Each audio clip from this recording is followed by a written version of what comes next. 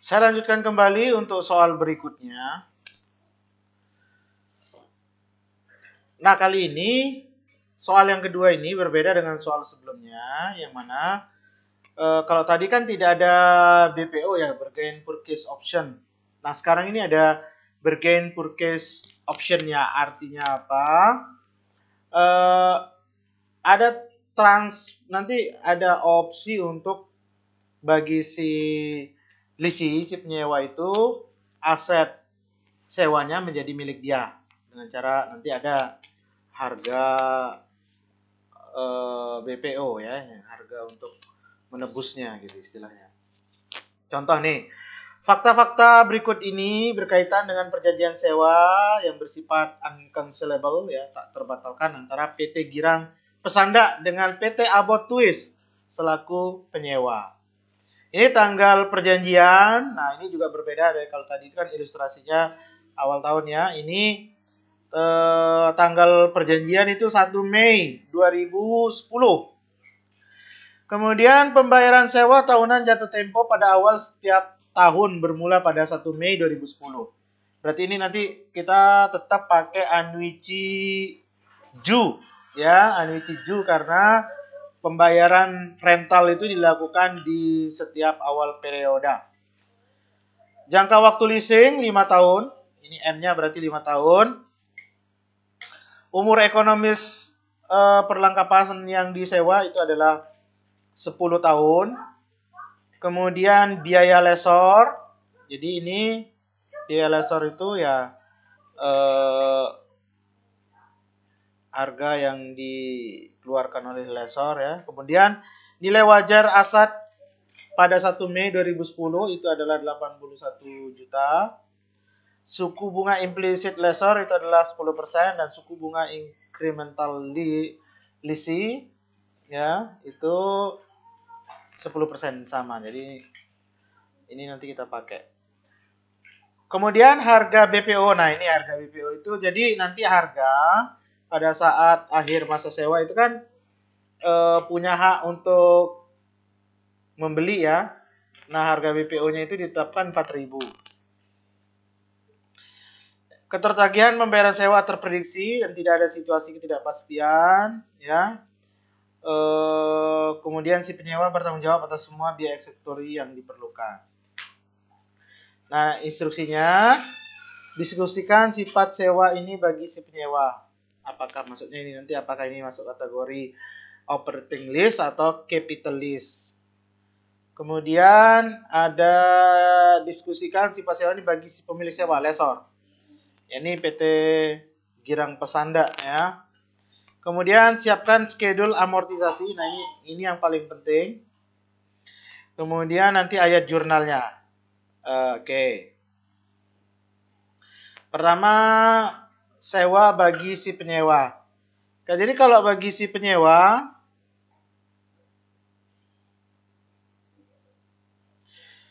jadi sewa ini ada opsi pembelian. Maka ini capital dong, ya, dari sudut pandang leasing. Termasuk juga VP pembayaran minimum melebihi 90% dari nilai wajar aset. Nanti kita hitung. Ya, nilai wajar asetnya. 90% maksudnya bagaimana ya. Nah, kalau dari sudut pandang si lesor, ini juga jelas ini adalah apa namanya? Capital lease karena memang ya kalau kita lihat di sini kan opsi dibeli berarti berarti akan berpindah asetnya.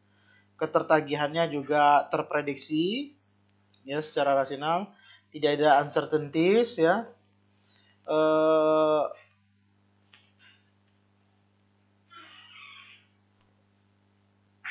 Kemudian piutang sewanya kan 81. Nanti itu melebihi daripada cost yang terjadi pada lesor ya. Sehingga ini jenisnya nanti ada bagian yang perlu kita tentukan kalau sudut pandang lesor kan karena ada beberapa jenis leasing ya, ada sales type, direct financing. Nah, ini masuk dalam kategori leasing sales type ya, tipe penjualan ya. Sewa bertipe penjualan. Oke. sekarang coba kita hitung present value dari rental payment ya selama 5 tahun. Pertama kita harus hitung berapa sih ininya, tadi ditetapkan berapa? 81 ya. Nah, kemudian VV-nya faktorial ininya berapa? Faktorialnya kita cari. Sebentar dulu. Oh, sorry. Ini minimum rental payment-nya dulu. Setiap tahun.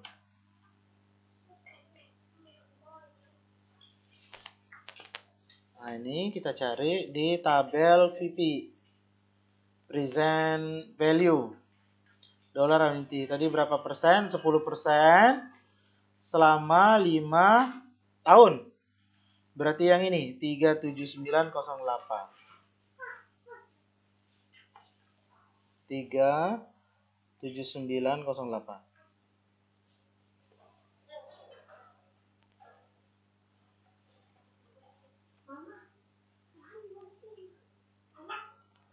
Nah, karena ini kita pakai tabel ordinary, sementara ini adalah annuity due, maka kita kalikan 1, berapa persen tadi? 10% berarti 1,1. Ya. Oke. Sehingga PP-nya itu adalah 78.516 ya. Kemudian ingat pada saat nanti selesai masa sewa, dia kan harus membayar 4.000 lagi untuk menebus aset tersebut ya.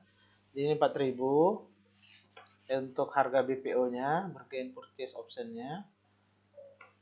Sehingga di sini, nah karena ini dilakukan sekali saja, jadi ini bukan serial pembayaran kayak yang 829, melainkan hanya sekali. Berarti ini kita pakai tabel single sum, ya.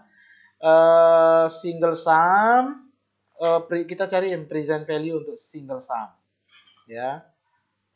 Oke, kita cari present value untuk $1 nih. Yang ini yang single sum. Berapa persen tadi? 10%. 5 tahun berarti 0,6209. Ya.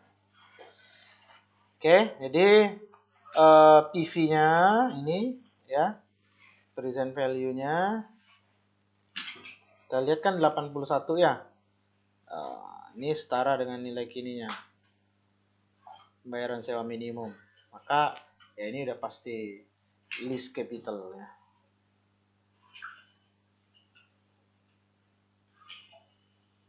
Ya. Total PV, present value atau nilai kininya. Oke, lalu kita buatkan ininya, tabel amortisasinya ya. Kita buatkan tabel amortisasi. Pertama ya tentu saja kewajiban leasing pada saat awal itu adalah ini. Ya. Oke.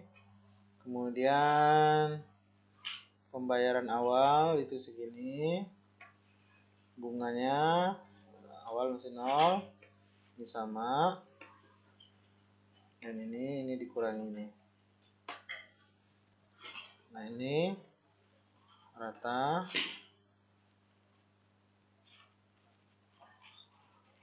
Ya, yang ini terakhir ini kan 4.000. Oke. Sekarang kita hitung suku bunganya kan 10% dikali ini nilai sisanya.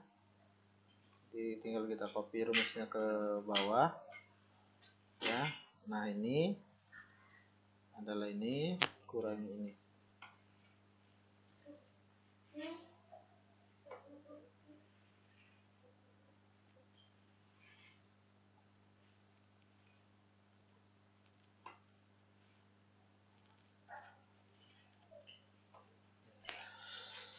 Ya. Ini tabelnya udah kita buat ya. Jadi ini nanti dasar kita untuk melakukan jurnal. Pertama, kita akan mengakui jurnal pada saat pertama kali kontrak perjanjian. Ya. Pada saat kontrak pertama kali perjanjian berarti di sini ada perlengkapan sewa kita akui sebesar nilai kewajiban sewa kita, itu nilai asetnya. Kemudian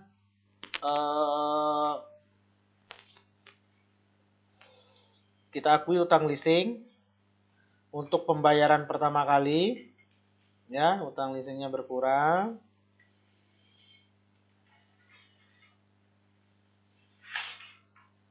Terus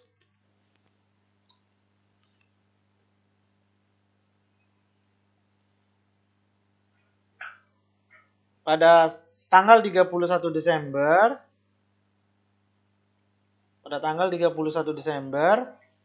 pertama kita mengakui biaya bunga. Biaya bunga berarti kan sebesar yang ini.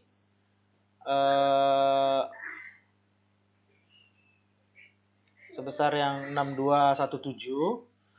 Hanya saja, nah nanti tolong diperhatikan rumus yang ada di sini ya. Di sini kan kontraknya dimulai di bulan Mei.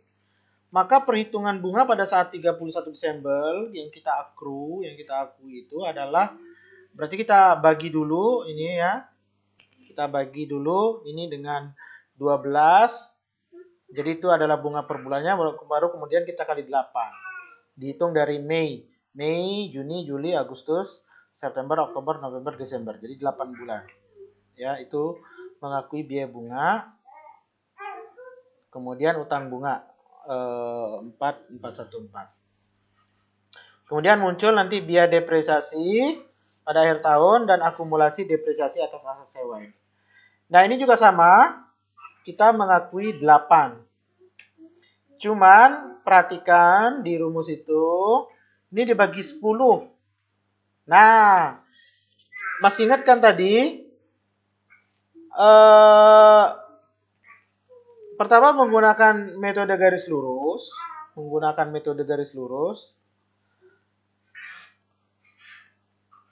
usia ekonomisnya 10 tahun. Tapi useful life-nya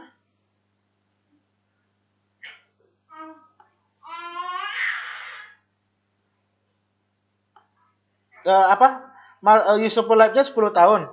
Masa sewanya 5 tahun. Tapi sekarang ini kita pakai adalah usia ekonomisnya. Kenapa? Karena aset leasing ini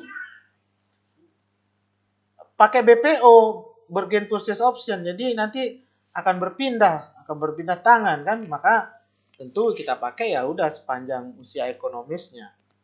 Ya.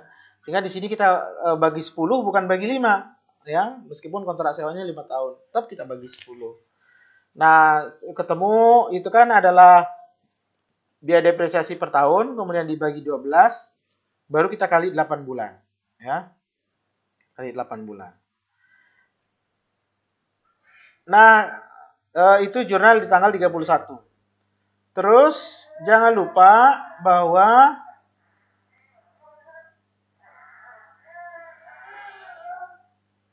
pembukuannya mereka ini tadi udah dikatakan dia pakai jurnal pembalik ya. Jadi pada saat pada saat ya ini dikatakan di situ menggunakan jurnal pembalik. Jadi jurnal akru tadi udah dibalik lagi sehingga pada bulan Mei ya,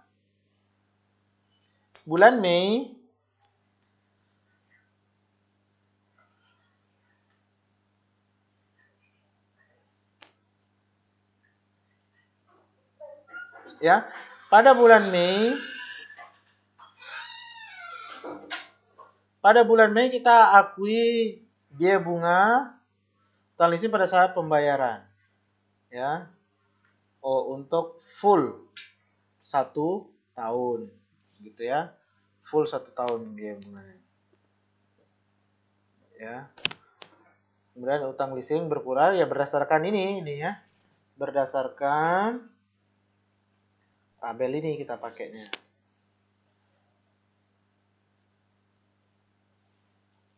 Nah, kemudian baru nanti kita di tanggal 31 mengakui biaya bunga. Biaya bunga ini adalah bagi 12 kali 8. Jadi mengulang yang di atas tadi ya, mengulang yang di atas.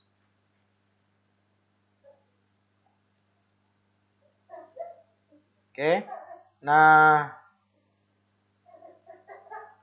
pada tanggal 31 kita accrue lagi ya. Pertama biaya depresiasi dan akumulasi depresiasi untuk pengakuan biaya administrasinya.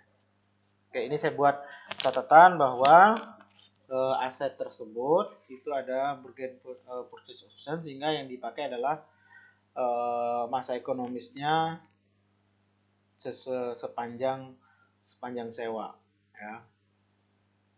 Maksudnya sepanjang usia ekonomis dari aset tersebut dan bukan sepanjang sewanya ya.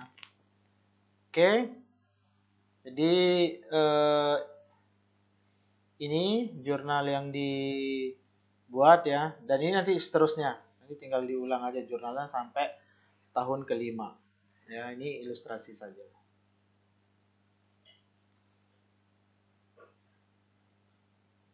Ya, saya kira itu untuk ilustrasi yang leasing yang pakai bargain purchase option. Nanti silakan dicoba untuk dihitung kembali ya dengan menggunakan kertas kerja yang saya lampirkan. Saya kira itu, sekian. Wassalamualaikum warahmatullahi wabarakatuh.